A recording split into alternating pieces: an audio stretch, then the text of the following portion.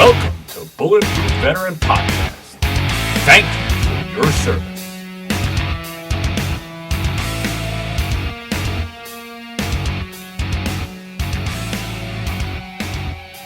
All right, everybody, welcome back to Bulletproof Veteran Podcast.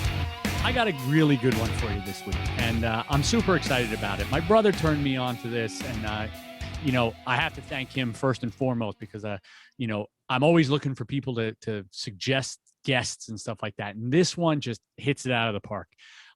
Today on the show, we have Steve Machuga. He is the founder and the CEO of Stack Up. And if you haven't heard about this organization, they're using video games and gaming in general to build a community and have that kind of feeling of being part of a team and being part of something bigger than yourself, like we had when we were in the military. So Steve, thank you so much for coming on the show. It's going to be great to talk to you. Thanks for having me on, Jason. Yeah. So Steve, you are a former captain. You were in the U.S. Army. Can you tell us a little bit about yourself, how you got there and how you got into Stack Up? Sure. So, former Army, 8 years, 4 years infantry, 4 years intel. Started off as a ROTC candidate out of Purdue University a lifetime ago now. And graduated there with a degree in Russian linguistics, which not particularly useful nowadays. But I was going to say, they're just throwing jobs at you. They didn't even know what to do with you. No, I was going there for the plan was back in the day. I was going to join the Marines with a buddy of mine in high school, and my dad kind of poo-pooed that, and he said, "All right, here's the deal. You go do a semester in college somewhere, and if you still want to go into the Marines after semester, you let us know, and we'll make it happen." I was like, "All right, I'll show you, old man. You don't know nothing about nothing. I'm going to join the Marines with my buddy." And sure enough, I get out there and it's just like, oh, it's the best thing ever. College was amazing. So I ended up splitting the difference and joined ROTC, got a scholarship for tuition through there. And that was, we were off to the races. And so that level of excitement, like, hold on one second, let me turn my phone off so we're not getting pinged and binged this whole time. No worries at all. So I was a college, or I was a high school theater nerd, video game geek. Like, I wasn't made for being a veteran. Like, I was not in the cards for me. Nobody saw that coming.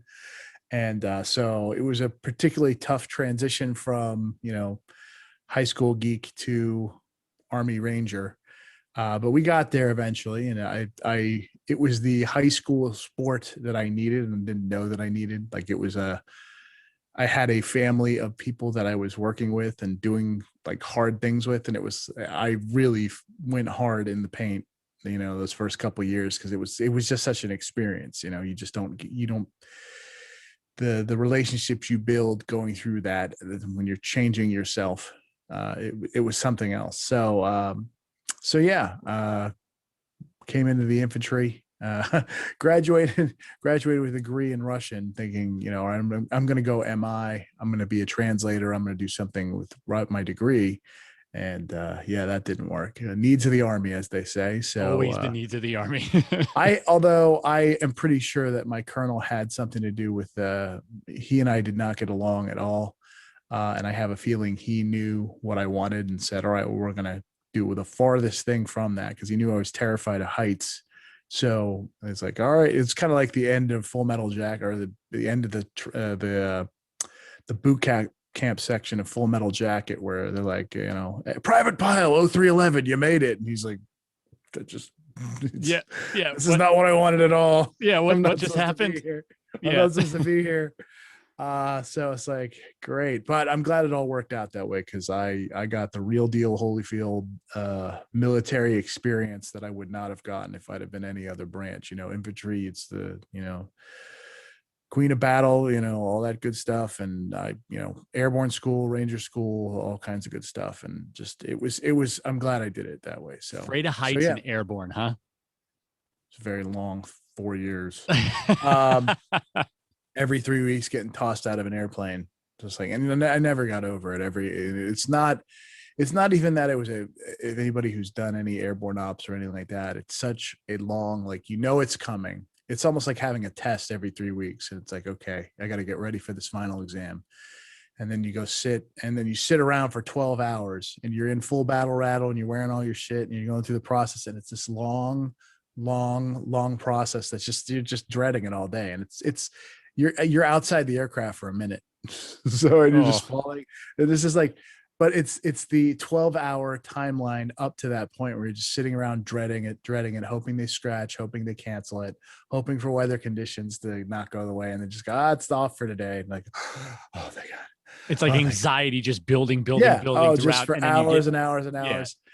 And that's why I'm just at this point now where nothing really phases me, where people are like, oh, I'm so anxious. And I'm like, no, nothing. Can't bother with stuff. So thank you, military, for burning out those anxiety wires in me. That's good. It was a good skill to learn as you kind of were going through. If nothing else, you got through that. Yes, exactly. It's not somebody. I forgot who I was asking. I was talking to somebody about it the other day, and they're just like, "Man, I don't know how you did that. I could never do that." And I'm like, "You don't have a choice. Like, right. You don't have you don't have the right of refusal. Like, I'm not feeling it today." It's like, no, especially as an officer, like you hear stories about how, when you're in the plane, like people, like sometimes they flake out and don't go. They call it jump refusals. And it's just, I never, in all the jumping that I did, I never heard or saw one. But man, they were always like, all right, if this happens, here's what's going to do. Here's what's going to happen. We're going to remove you from the door. You're going to sit down. We're going to keep it, make sure. Are you sure you want to do it? You have to go through this. And I never saw it once, but it's just one of those things. It's like, yep, we're doing this and tough shit. You might not like it, but welcome to the military. It's like the scene. It's the first episode of Band of Brothers when they're going through airborne training, and the instructor's like, any refusal in the aircraft, at the door, on the ground, and you're done. You're out. That was it. And even the worst guys still jumped. Yeah, and that's it. You didn't have a choice. It's not like you'd be like, well, it sucked every time, but man, I'll tell. And of course, it's the terror of leaving the aircraft and like imminent death. But when you are in that air for those like 50 to 40 seconds, when you're just like floating down to the ground, you're just like, okay, well, this is actually all right. This is pretty cool. I would never do this on my own, so I'm glad somebody's making me do this at gunpoint. So yeah. So how many years did you actually do in the Army? You said, was it 6 total? 8 years total. Oh, it was 8 total. 4 infantry, 4 intel. Okay. And I 2 tours overseas, one with the mission to Kosovo as the liaison to the Russian military. So I did end up using my Russian a little bit. There you go. But the irony was, and I don't know how deep you want me to go here, because please. But the irony was, this was pre 9/11 when I started all this, and I hadn't done squat, like outside of just falling out of perfectly good aircraft. So I was constantly like, hey, send me to do something. Send me to do something. Like, I joined the military to do something.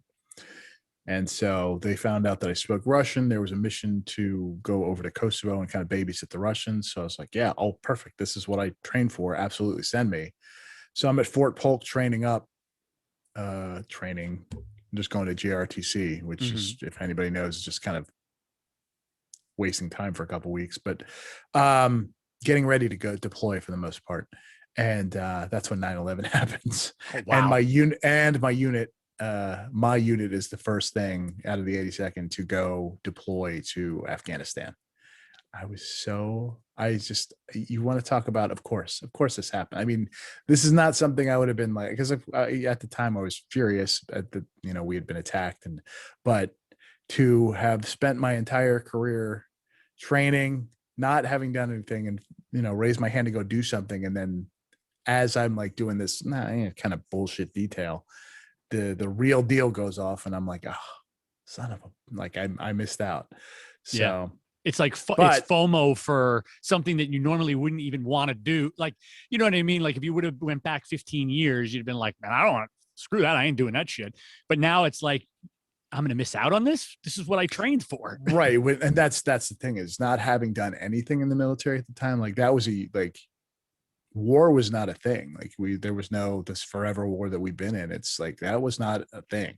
Yeah. This was like we weren't doing anything for anybody. Maybe some humanitarian operations somewhere, but there was no like you're gonna go do what you were trained to do. And this was like the first like, oh no, we're really gonna go do this now. And I was very upset. Yeah, I'm sure. But so it ended up working out anyway, because when I ended up going to the captain's course after I got back from Kosovo, and everybody was stop lost in, and it's like, okay, well, no one's going anywhere now. And so I went to the captain's course, and there was a guy there who was going to second ID out of Lewis, and that unit was immediately going to Iraq, and he did not want to go to Iraq. He was absolutely knew he was going to die over there. So he's like, I do not want to go. If anybody wants to trade, slots with me, I will take it. And I was like, yep, I missed my first opportunity. So I will happily jump on that and let's Sign go. me up.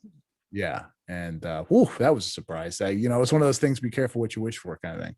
Yeah. Because those first couple weeks when we were going hot and heavy, because we were the first strikers in country. And it was eye-opening experience there. First couple weeks, first couple months, like it was a little rough over there. So yeah, but I'm glad I did it. I'm glad I went over there, and all worked out in the end. It certainly did. Well, I'll tell you what, my Kosovo NATO ribbon is one of my favorite participation ribbons that I ever received. It's because I was stationed at Aviano, and when you get there, they basically, if you're there like 6 months, they hand you this ribbon. You supported Kosovo, and I'm like, I did what? I did. It's 2002. What the hell is going on? Yeah. So it is one of my favorites, though. So you finished up your 8 years. You deployed a couple times, Iraq, the whole deal. You gain that experience. You come back. Now what? Did you go out and go right into the workforce? Like, were you kind of lost a little bit?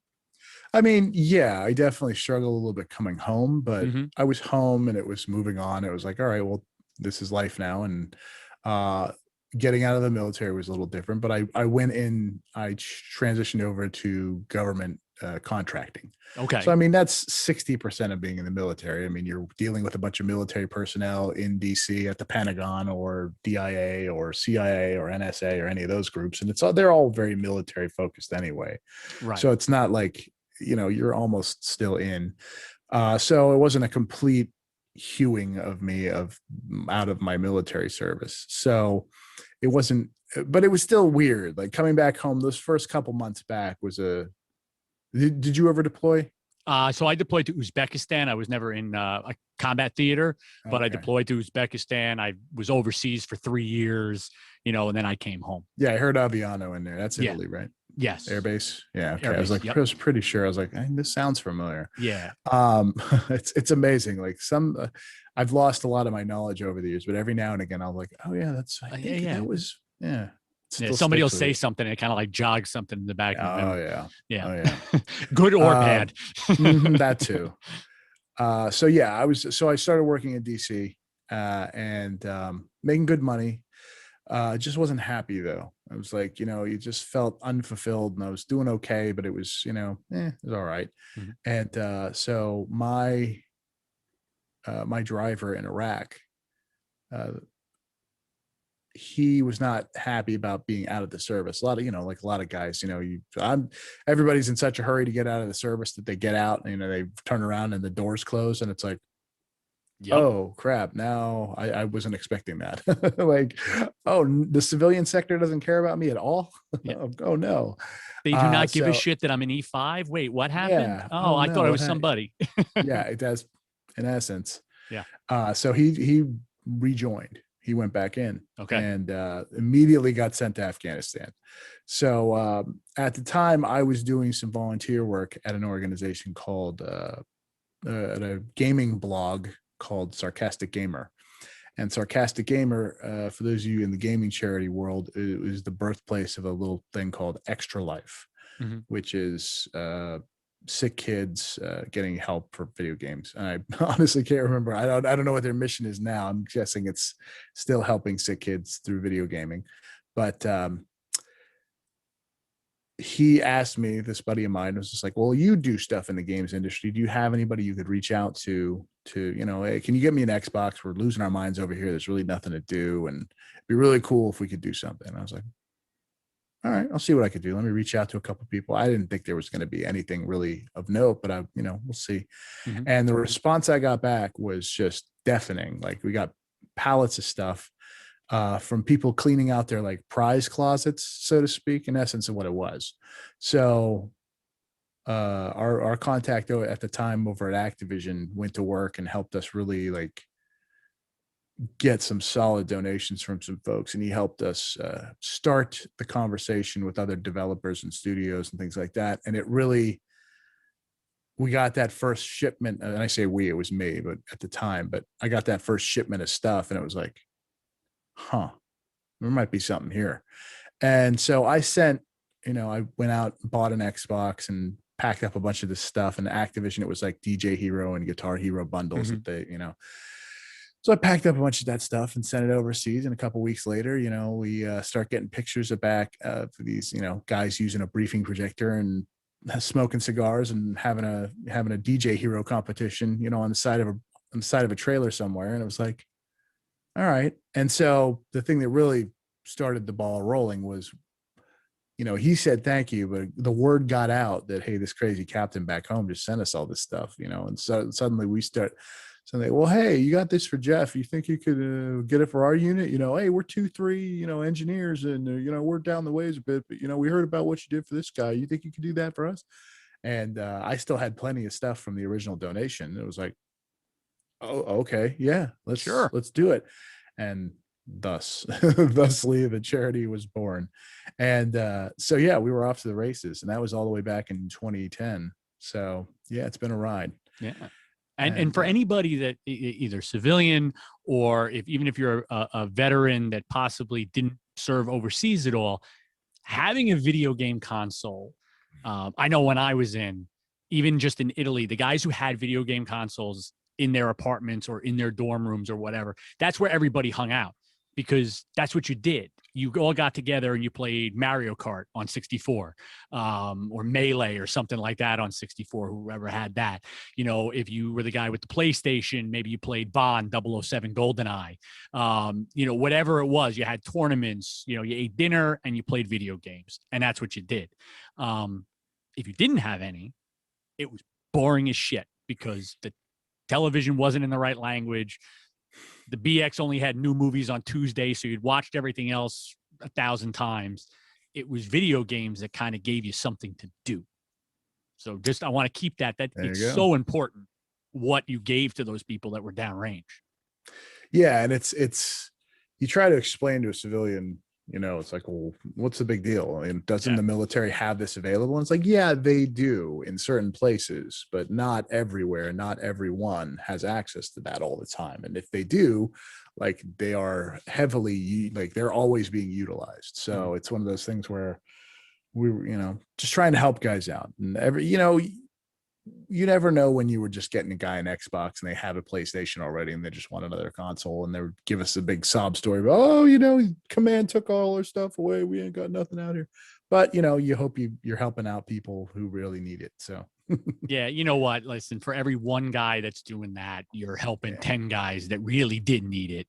Yeah. So it's like, that's a big piece of it. You have to hope. You just gotta hope that people are doing the right things. That's with any of these charities. You just gotta hope that the people are being honest and doing the right thing. So there you go. All right. So that was 2010, give or take. Yeah, that was all the way back in the day. So that was as far as my foresight saw into this. I wasn't expecting this to grow into what it became. But so fast forward. So we start adding more and more as we start adding people, we start adding programs.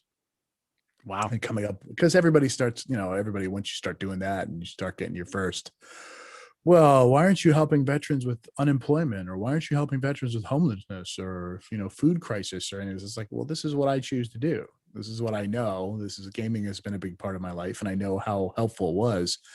I never saw this as like a mental health organization, but it turns out, like, once you start really diving into why is gaming so popular, and why is gaming so, why do I have that feeling of this is all I want to do when I want to get away from things. And it's like suddenly you start looking into the psychology behind it, and it's like, oh, there's some value here. We can actually help some people out.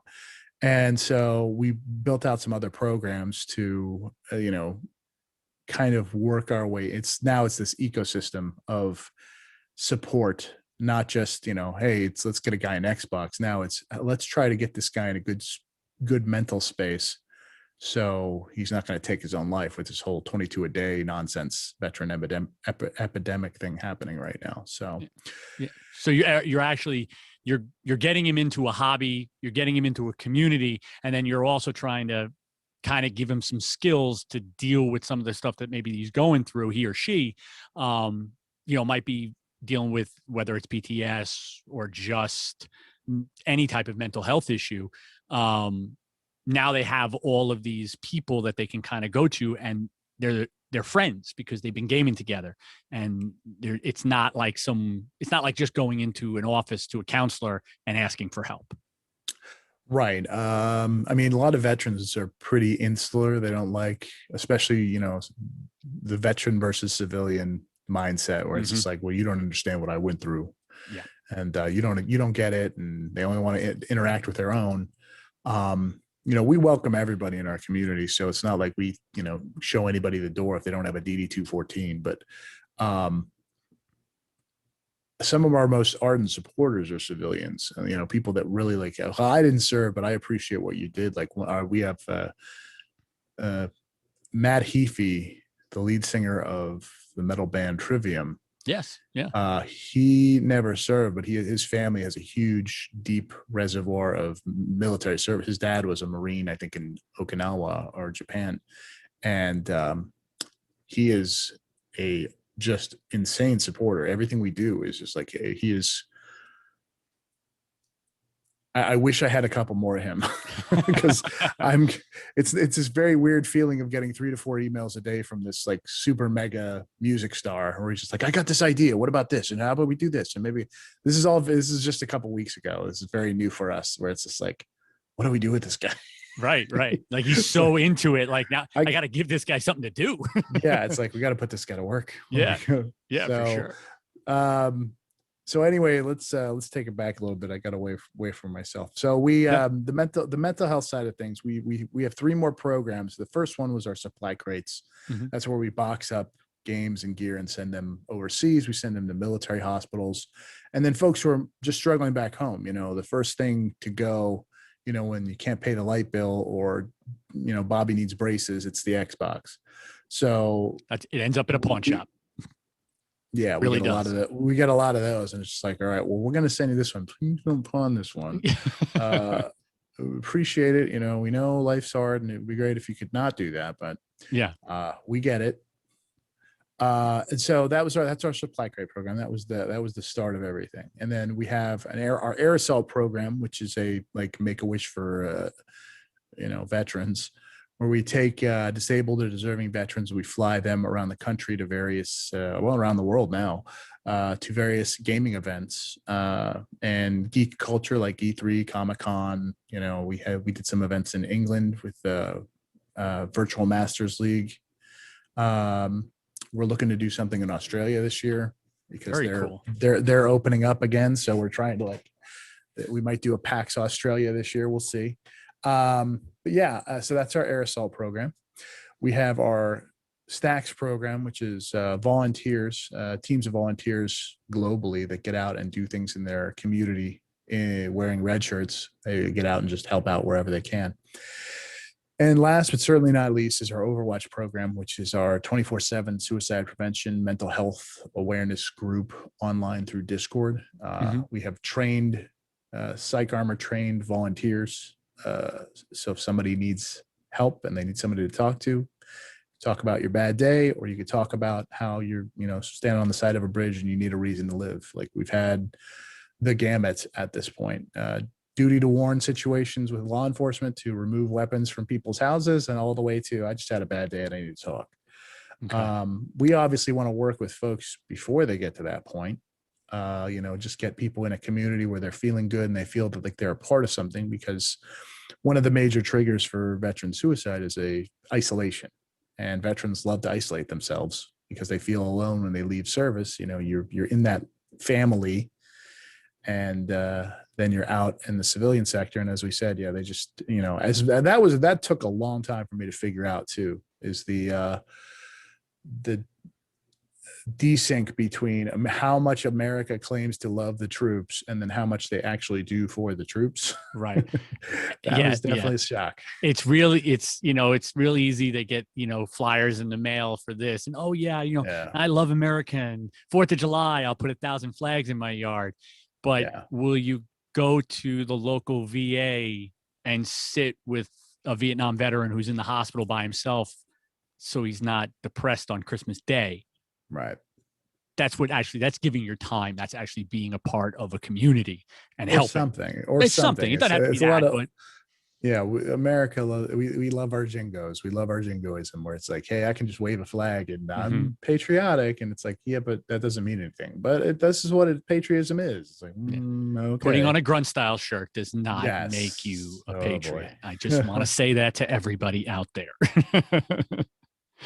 But, you know, no offense, grunt style. I love your stuff, but still. I just ordered some of the shirts recently. Yeah. No, as I have my 9-line sticker on my computer. Yeah, I saw that. I was like, hey, look at that. But yeah, you know, there's actual action. And a lot of times, a lot of these scenarios, especially when we talk about veteran suicide, when we talk about all these different things, actual action is what we need to really stop this epidemic. And it's really cool to look at it from how you're doing it with gaming, and the idea now, especially that most of the games nowadays, you don't have to be in a room with a bunch of people. You're all over the world. You know, Call of Duty, there's some 13-year-old kid calling you a jerk off from, you know, Spain, you know, which please don't do that. But still, you can have a huge community now without actually having to go down to a rec center or a public gaming, you know, business or something like that. So you guys promote both in person and then these kind of like virtual get-togethers as well. Right. And it's definitely, getting together. We do game nights and things like that, just trying to get folks together. But the big thing is trying to get some veterans out through, you know, COVID was tough on that. Like, it broke a lot of our programs because we couldn't get together and do things. Right.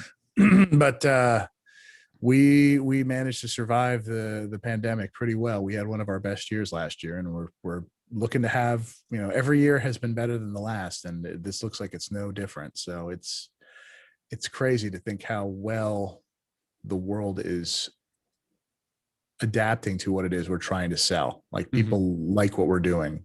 They hear about what we're doing, they think it's amazing, because no one is doing what we do, period. Right. Like, there are a bunch of military charities out there that are dipping their toe into the game space right now. There are a bunch of charities looking to do that right now that don't make a lot of sense, but they see your Dr. Lupos of the world raising $2 million on Twitch, and they want that. Like, they see that and they're like, oh, video games. And there are a bunch of young 18, 35-year-old kids talking about our charity. We want that, but it's not about the gaming. It's like, we're using gaming as a resource versus, you know, a piggy bank.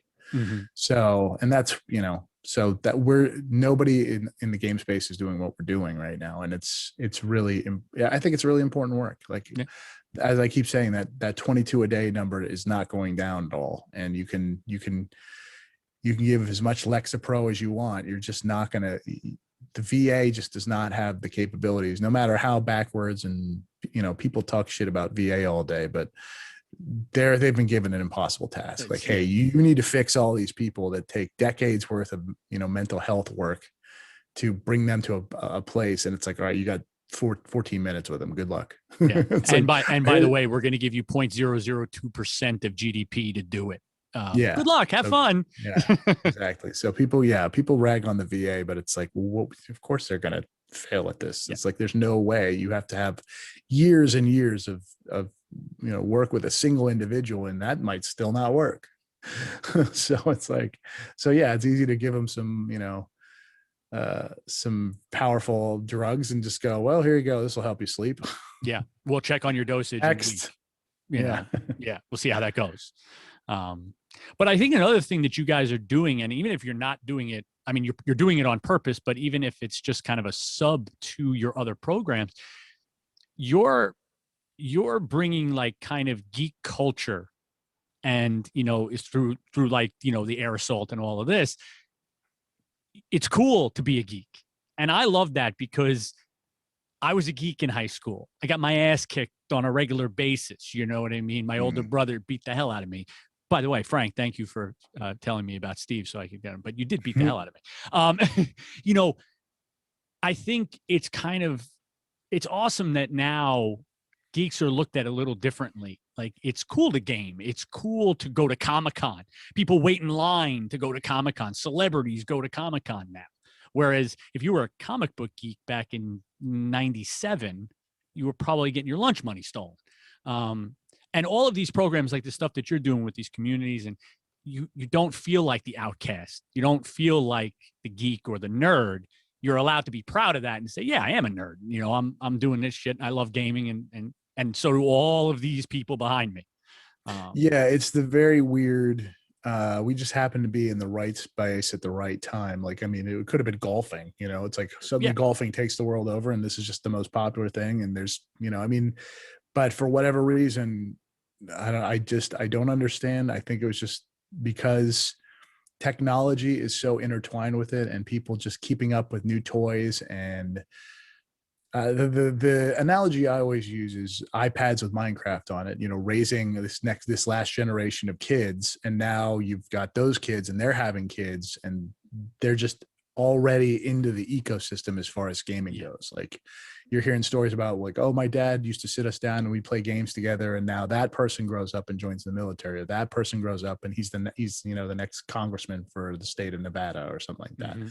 And it's just a matter of time before, the story of Obama going to Norway and getting a copy of Witcher 3 because that was their like prime, that was their biggest export at the time. And it was just like, it's like, what is going on out there? This is a strange world. When I moved to LA, one of the first things I saw on Pico Boulevard downtown in Los Angeles was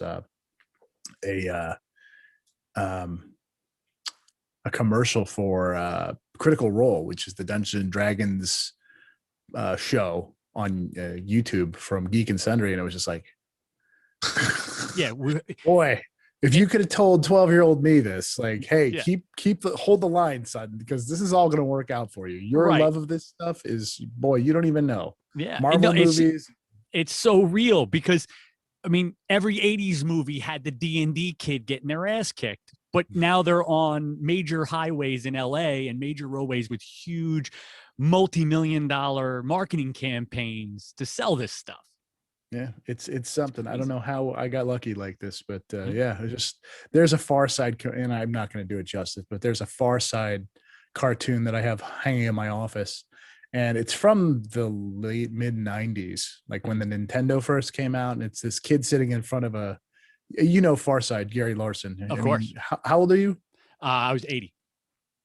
Born in 80, so I'm 40, okay, yeah. 40 years old. Okay, yeah. All right, Gary Larson then. Yep. So that art style. There's a kid sitting in front of a television who's playing Mario, and the parents are standing behind him, and they see this like dream cloud of looking through the classified ads, and it's like, can you save the princess $50,000 in your own car and things like that? And it's like, hopeful parents or something like that. Yeah. But it was like, ad after ad after ad about like, hey, gaming can be a career. And it was just like, that was a joke at the time, but now it's like, now you see, like you said, people on Twitch making millions of dollars.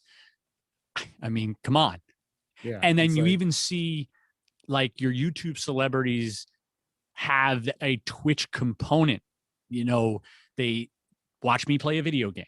If you're not watching my YouTube videos, watch me play a video game. Okay, fine. You're seeing more and more veterans that are kind of celebrity type veterans, your Matt Bests, your Crispy, those guys, they all have Twitch accounts. You can go and you can play, and you can Call of Duty or whatever it is that they're playing. You can get out there and do this. This is big money, and it's big community, and a lot of people want to be a part of it. So like you said, you're kind of in the right place at the right time to use this for good. And I've been saying it for years. Like even the landscape in 2010 wasn't this aggressive as it is now, where it's like gaming is $180 billion industry. It's outstripping music, Hollywood, and I'm sorry, movies, Hollywood, movies, music, and then what's the third one? There's a third one in there, but sports. Sports, yeah. So it's outstripping all three of those industries combined. And it's just like, who could have seen that coming? The Super Bowl, like really, like you're telling me Call of Duty is going to okay, I guess. Yeah. But even 10 years ago, it wasn't even that crazy. No. It was definitely on the upswing, but it wasn't at where it's at today, where it's just like, okay, yeah, things like Fortnite have come out and Minecraft and these world changers, even Candy Crush, getting your mom addicted and, just like, yeah, it's been an interesting decade. And it just becomes a culture at that point. It feeds itself. Yeah. And then it actually pulls from those other industries, because if you are a sports guy, well, okay, no problem. We have Madden for you. You can play Madden, or you can play NBA or whatever. The new NHL game comes out if you're, an NHL fan. If you like movies, for the longest time, most action movies, especially if they were Marvel or Star Wars or anything like that, had a video game launch sometime around the time that the movie came out.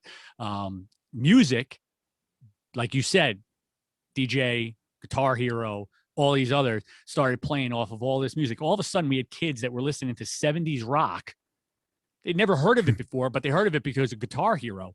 And it was on there. So you see how all of these things, they get siphoned off into the game world, and that's why it's kind of exploded. Yeah, it's been a ride, boy. And and talking about sports, like translating that over, the first time I went to a PAX was the thing that really changed my life, because I had never been, I wasn't a sports guy. I never went to like the games or anything like that. And so the first time you go to a PAX and you're there with 60,000 screaming video game fans, and this is back in like 2009 when I first saw it, and I'm just like, you see a show floor of a convention, it's just waves of people dressed in cosplay and booth babes and video game, just as far as the eye can see, and everybody's there, and this is back when it wasn't as prevalent, but it was still just like, oh, okay, there's something here and I'm not alone anymore. I got a taste of that. I lived in Pittsburgh for a while, and I went to a Steelers game, and I'm not a big football guy or anything like that, but getting to see that, like going to a home Steelers game and seeing that, I'm like, oh, I suddenly understand sports. Like it was the thing. It's like, oh, these people feel like they're a part of something. Yeah. Like they because I never understood. I'm like, who cares what town wins the Super? Like, oh, that's your team. Like, who? You don't know anybody on the team. What does that matter? You're not playing. You're not like, who cares? It's like, okay, this gives you something to kind of cling, like you're a fan of this thing, and there's a bunch of other people who are fans of this thing that you can, that you're a part of, and it's you like can instantly relate to. Yeah. So it was like, okay, I got it now. Yeah.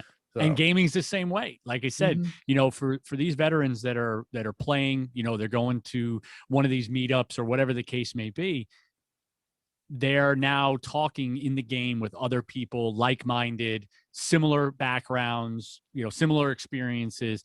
And it makes it that much easier. Like you said, if you needed to reach out to somebody, you probably reach out to one of these people, right. Especially if they are trained like in the Overwatch, program. You're going to feel comfortable talking to these people rather than maybe going to a civilian doctor or, somebody that maybe you feel like doesn't get you. You're going to open up a lot easier.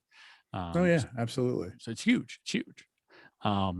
Now, are you guys still doing the whatchamacallit, the supply drops? You do them with frequency? Is stuff still going over? Oh yeah. We're struggling right now, given the shortage of consoles. We haven't even switched over to next gen yet, but we're using the distributors that Sony is using for even last gen consoles, and it's starting to get tight out there. Like we were sending out about 12 crates a month, and it's getting to the point now where it's like it's getting hard. Yeah. So we're having to get creative. Like we're sending people out, and anytime they see something at a Best Buy or a Target just sitting on a shelf somewhere, we immediately grab it up because it's getting bad. Yeah, we'll just reimburse you. Just grab it. Yeah. one of my employees' wives just found a bunch of switches in the wild, and I just got a bunch of receipts back, and I'm like, good job. Yeah, We need those right now. So it's getting kind of crazy out there. With it, definitely this, of all the crazy things that have happened, I mean, obviously the pandemic was pretty nuts, but I could not have foreseen the like shortage of processors and chips and things like that that's going on right now. So, yeah. And it's everywhere, because Mhm. try getting a Ford F-150 right now. Yeah. You can't. And it's not because the vehicle's not available. It's because they don't have the chips to put in them. Right. You know, they're just parked somewhere, waiting on chips. It's really is crazy. It's a whole new experience that I don't think a lot of people foresaw happening. I think people thought as soon as the pandemic kind of lifted, it was going to be this influx of I want it, and I was just going to be able to get it because nobody was buying it before, so I should be able to just get this now, and that's just not the case. Right. You know, well, listen, I want to make sure we tell people how they can also get involved, because so many people are sitting at home, they're listening to this. You know, maybe they're gamers, maybe they're civilians, whatever the case may be. What's the best way to get involved and become part of this community? Just head over to stackup.org, fill out a contact form, and just be like, hey, I'm interested in getting involved, and we'll take care of you from there. Our Discord channel is we can pop that up. I don't know if you have bottom thirds or anything.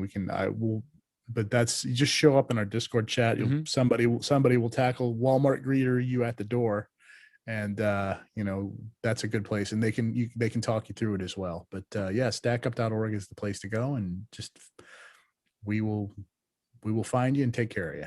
Yeah. So if you want to get involved, then you can do one of these stacks where you can set up something local in your community, get people together, and it doesn't have to be gaming. It can be, listen, we're going to go, and we are going to go visit a VA and drop off some stuff, or whatever the case may be. That's going to be our event, or we're going to do a highway cleanup, or we're just going to do a barbecue. Yep.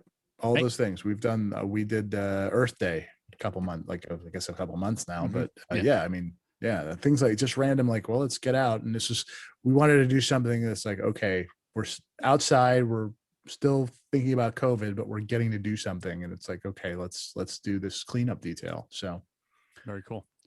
And I have to ask you, just because you're kind of, you're entrenched in this entire industry, because you got to kind of stay with it. Sure. What do you see as far as gaming in the future? How do you see things progressing? Like, you know, popularity of a single game now compared to going forward. Do you think that the combat themed games are going to continue to grow, or are we going to kind of go back into fantasy? I mean, right now, you know, the top games that people request out of supply crates it's number one is Call of Duty, and number two is Madden. Okay. And usually it was one was Call of Duty, and number two was Battlefield. Battlefield's kind of fallen off the last couple of years. But I mean, generally speaking, people, they're really well put together games. People love playing them, and the marketing is something that's just like everybody wants to have them in one way, shape, or form or another. And I don't think they're going away anytime. It's a very weird. It's very weird that so many of the most popular games in the world involve shooting each other with assault rifles. But it's just kind of like, it's like playing tag for the most part, where in essence.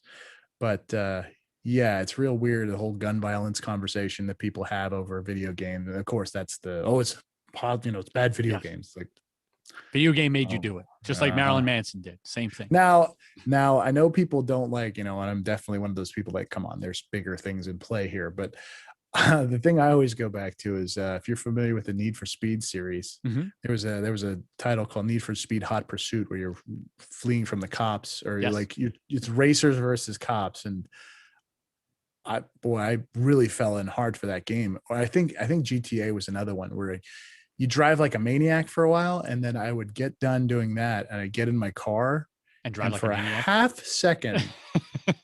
I would come to a light, and I'm like, why am I even stopping? Like, no, stop at the light. Like, what are you doing? Like, or I would feel my foot go down just a little more, like, let's really open this up. Yeah. And then it's like, hey, no, don't do that. Don't do that. Yeah. And don't run from the cops. Everybody out there, please don't do that. So it's just weird. Like, so I can kind of see where it's like, okay, it's not causing gun violence, but if the after you wiring shoot is somebody if the wiring is there, yeah. it's like if the proper conditions are there, I can Mhm. see how somebody would make that leap. So Yeah.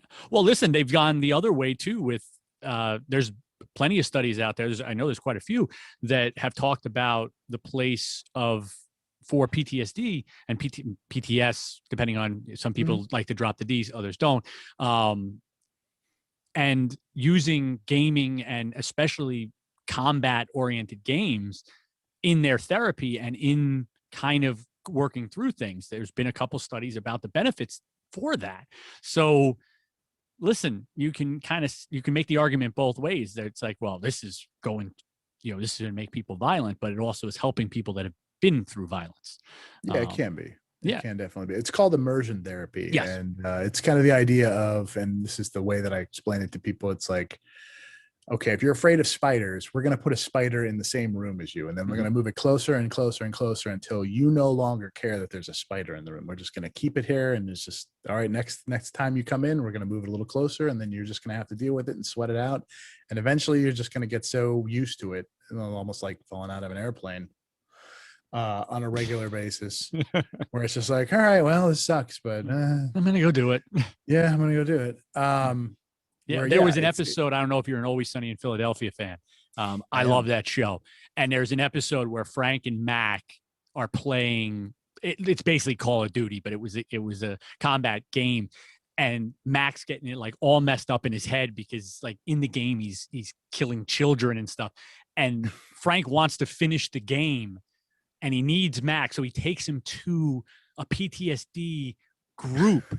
And there's actual veterans that are going through stuff, and he's trying to explain to him. I have not seen this. This must be one of the newer episodes. It's probably like 2 or 3 seasons ago. I was gonna say, like, I went through all like 12 seasons back in the day, and I was like, okay, I think I'm good.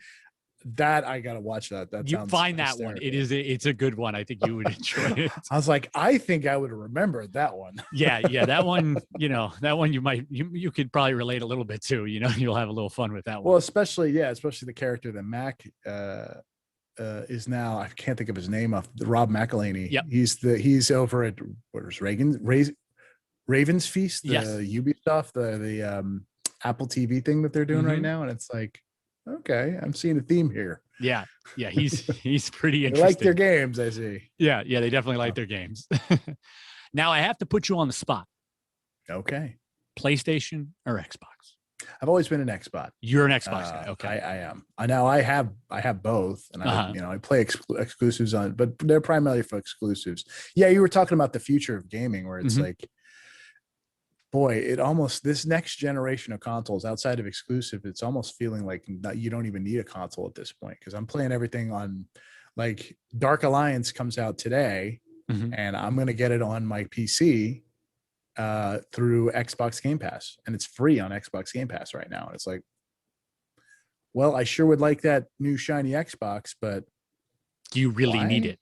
Yeah, it's like, why would I need this? I have a better Xbox under my desk right now, in the form of a PC. And if you're just going to give me all your exclusives on day one for $15 a month, it's like, what are we doing here? Yeah. Why are you even doing this? Yeah. And so, it's an interesting conversation. I think PlayStation will be around much longer because they don't have that ecosystem yet, whatever that looks like. But I mean, there's a bunch of games right now on PlayStation that I want to get my hands on. I can't get a PlayStation 5. So it's like, Ratchet and Clank and Returnal and a bunch of new stuff. And it's like, oh, that sounds good. And the Demon Soul remake and a bunch of stuff, but can't get it. Yeah. So yeah, I could get it. It's just like, I'm not going to pay $1,000 for a PS5. It's a lot. Like, that's a lot to say. You know what I mean? You got to wait for that to come down a little bit. Right. It's a lot to put in. If anybody wants to nominate somebody for the air assaults, so these are really cool. Like you said, you guys are thinking about going to Australia, all of that. They can do that right on the website, correct? It's There's on a the form website for that. All right. Yep. Every one of our programs has a form next to it. Like, hey, are you interested in this? Here's your form. Or are you interested in getting? Do you know somebody that you think might help? Be benefited by this? All right. Here's the form. Okay. So yeah, make it real easy. Just go to the website, whichever program interests you. Click on it. There's a form. fill it out. Yepper. And please, if you think there's somebody good that needs to be going to Australia, by the way, nominate me. I'll go. It's fine. I'll go in a heartbeat. But yeah, there's really cool stuff. Like you said, Comic-Con, all of this type of stuff. Supply drop. If you know of a unit that really kind of is in a bad way and could use this stuff, reach out. Let's get them what they need.